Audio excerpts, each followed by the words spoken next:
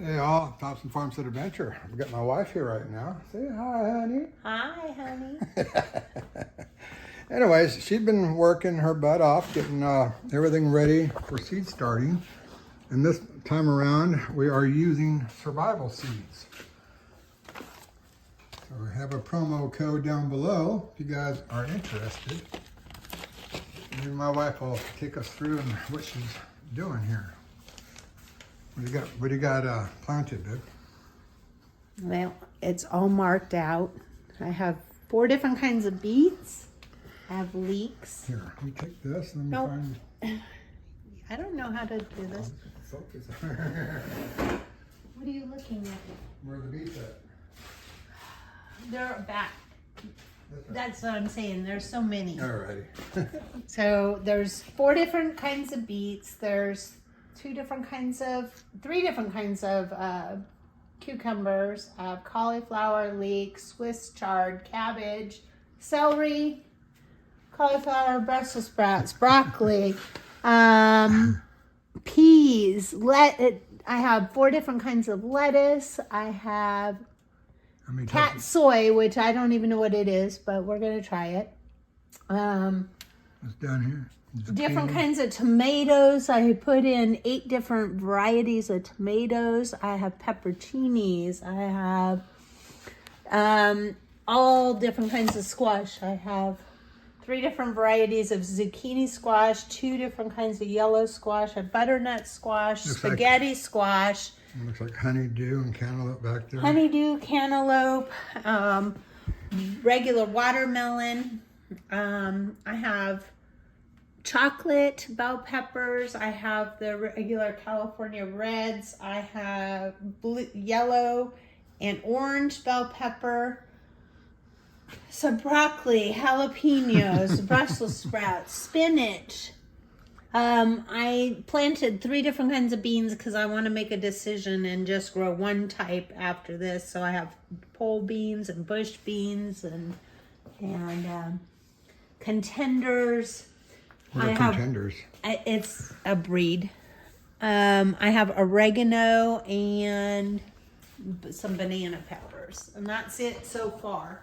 Outside I've already planted garlic and onions and chive onions. I'm getting ready to plant potatoes and my big onions. So that will be done by the weekend. And then we were working on the orchard area where we're going to put down the weed barrier, but last night we ended up having a severe storm come through, and of course everything's flooded, and I'll let you guys see that here in a moment. So we're going to have to put that off for a little bit, and it also flooded up the garden where we have poor drainage.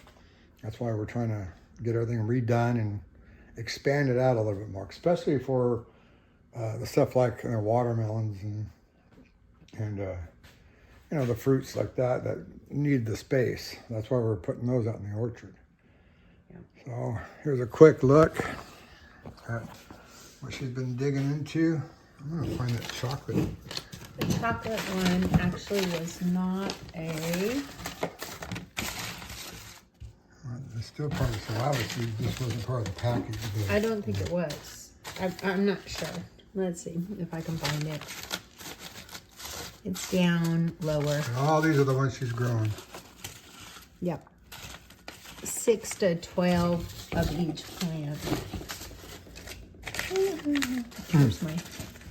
Here's my peppers right in here. So there's that one. Well, maybe I won't find it. It's a brown. Purple Beauties is one of them. Okay. And then I had the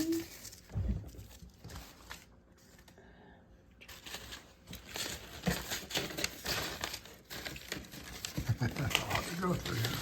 yeah. Oh, here they are. Chocolate Beauties. So we're gonna see what they taste like. I wanted to try a bunch of new things. I also wanted to do a lot of leafy greens. And then, of course, my pickling of beets and everything else that I do. Right on. Well, hopefully this year the garden flourishes. Are you going to do loofahs? At some point, yes, but I'll probably direct sow those.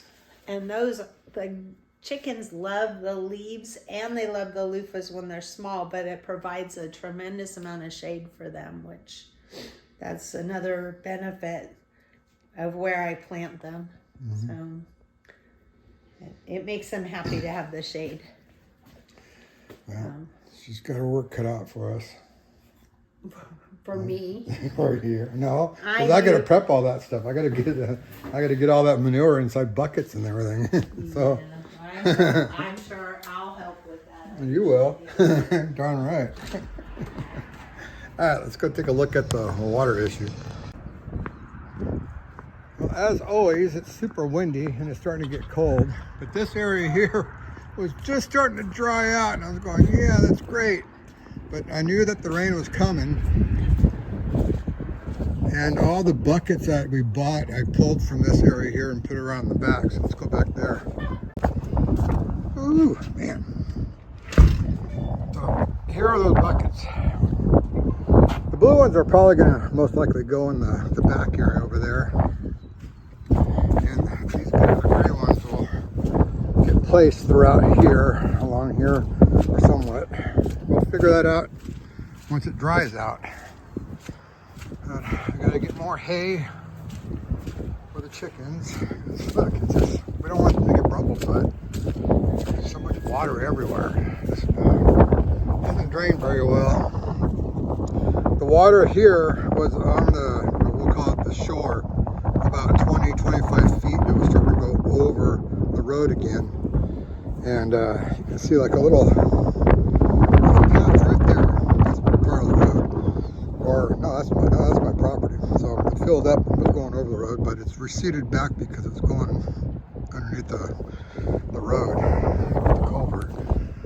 But anyways, slowly working this area. I'm going to finish off putting wood siding. I took all the plastic off of it. Put the wood siding on the two sides, and I'm going to do the front here too, where it's pulling off. And this is what we did 2 years ago. This is what we did 3 years ago, ish, 3.5. So we added on here another almost 1,500 square feet of growing area. But this is where she was running all of her vine stuff, you know, watermelons, cantaloupes, and cantaloupes are growing over there, trying to let them grow and hang.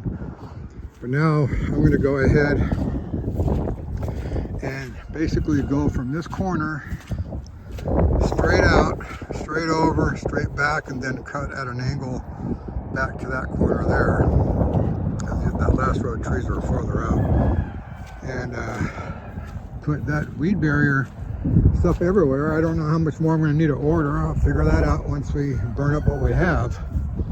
But it's a lot. Then I went out and bought a corner T-post, hold support, so I can get some of this type of fencing going on, and start flipping around. Let's go inside. So I bought these items here. So this guy here can go up against where the corner of the garden fence is, and take off that way, and this will go in the corner, you know, and I got a few of these. And just try to make it happen. So I want to kind of protect that area.